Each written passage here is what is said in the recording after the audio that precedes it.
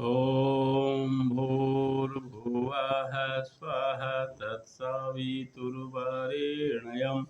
भर्गो देवस्य धीमहि धियो यो नः प्रचोदयात्। वन्दे राधापदाम्भोजं ब्रह्मादिसुरवन्दितं यत्कीर्तिं कीर्तनेनैव पुनाति भुवनत्रयम्। सभी भागवत प्रेमियों को राधे राधे।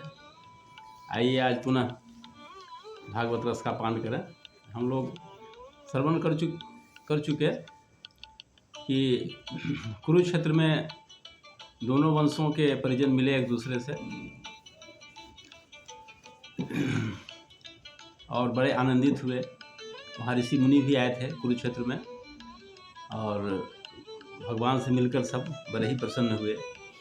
भगवान ने ज्ञान का उपदेश दिया था उन मुनियों को और बड़ा आनंद के वातावरण में समय कट रहा था। तो जब भगवान ने ज्ञान का उपदेश दिया तो मुनियों ने भी अपने भाव व्यक्त किए। उन्होंने कहा भगवान से कि हे भगवान, सचमुच आपकी लीला अत्यंत विचित्र है, परम आश्चर्यमयी है। जैसे पृथ्वी अपने विकारों, वृक्ष, पत्थर, घट आदि के द्वारा बहुत से नाम और रूप ग्रहण कर लेती है, वास्तव में वह एक ही है, वैसे ही आप एक और चेष्टाहीन होने पर भी अनेक रूप धारण कर लेते हैं।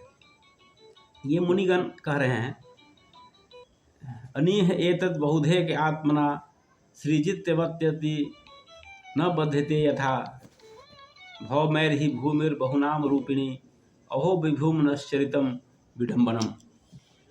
हे भगवान, यद्यपि आप प्रकृति से परे स्वयं परब्रह्म परमात्मा है, तथापि समय समय पर भक्तजनों की रक्षा और दुष्टों का दमन करने के लिए विशुद्ध सत्व में श्री विग्रह प्रकट करते हैं। भगवद गीता में भी तो यही लिखा है कि जब जब हो ही परित्राणाय साधूनां विनाशाय च दुष्कृताम्, यही उद्देश्य होता है भगवान का।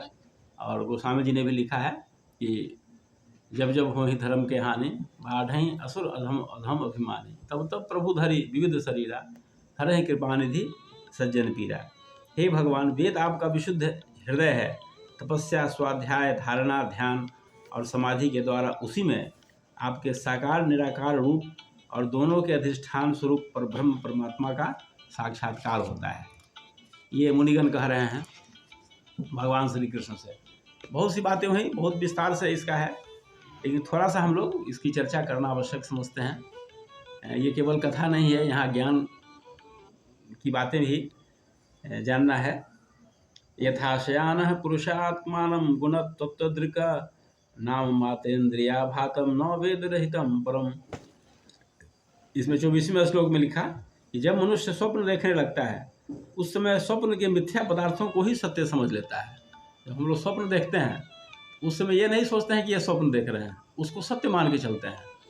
और हमारा शरीर बिछावन पर पड़ा है, इसका कोई आभास भी नहीं होता है, तो हम लोग स्वप्न को ही सत्य मान लेते हैं और उस स्वप्न के मिथ्या पदार्थों को ही सत्य समझ लेते हैं और नाम मात्र की इंद्रियों से प्रतीत होने वाले अपने स्वप्न शरीर को ही वास्तविक शरीर मान लेते हैं।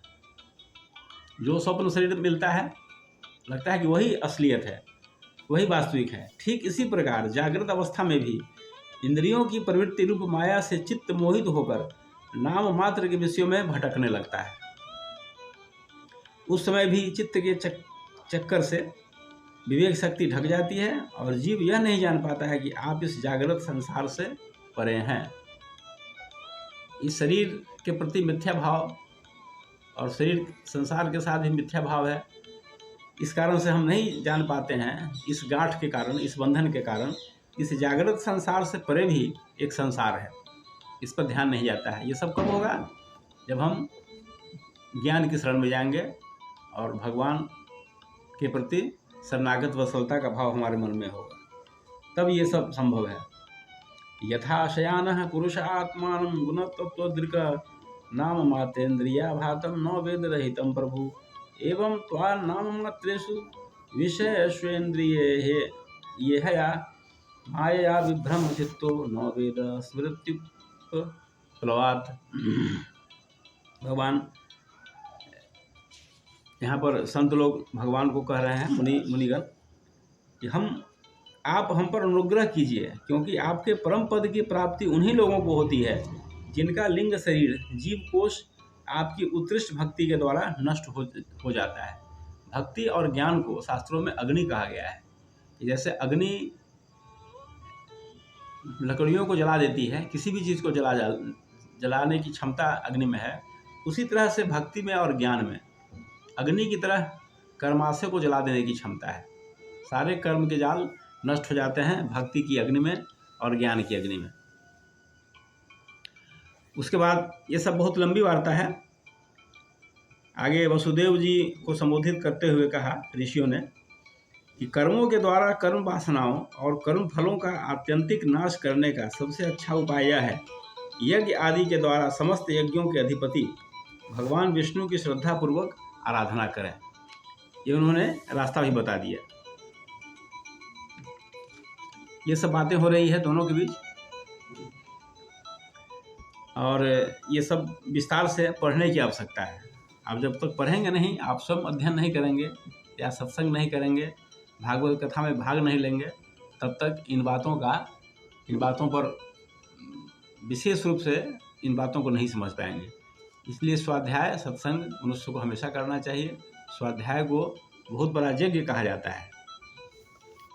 तो आगे हम लोग फिर इसकी चर्चा करेंगे, और ये बहुत ज़रूरी होता है कि भागवत का अध्ययन नए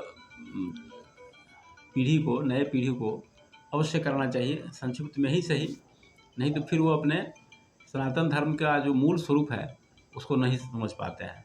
आजकल भागवत में तो कथा कम होता है और नृत्य संगीत ज़्यादा होता है, तो इसलिए भागवत सही रूप में प्रस्तुत नहीं किया जा रहा है। ये सब के पीछे अनेक कारण हैं, आप भी समझते हैं, हम भी समझते हैं। तो इन बातों से दूर रहना पड़ेगा, और किसी पेशेवर से कथा न सुने। प्रभुपाद जी ने कहा है कि पेशेवर से अगर आप कथा सुनते हैं तो वह उस दूध के समान है, उस दूध का पान करने के समान है जिस दूध को सर्प ने अपना मुंह लगा दिया है। इसलिए पेशेवर से कभी कथा नहीं सुनना चाहिए, लेकिन आजकल यही स्थिति बन गई है। इसलिए स्वाध्याय पर जोर दिया जाता है कि आप खुद जो है आप स्वाध्याय करें, तब आपको असलियत समझ में आएगी, नहीं तो भटकते रह जाएंगे जीवन भर और मूल तत्व को नहीं समझ पाएंगे। इसलिए आप सबसे निवेदन है मेरा कि आप अपने घरों में भागवत अवश्य रखें, और 2-4 पन्ने भी अगर पढ़ते हैं प्रतिदिन तो आपको बहुत लाभ मिलेगा। आज इतना ही। ओम शांति शांति।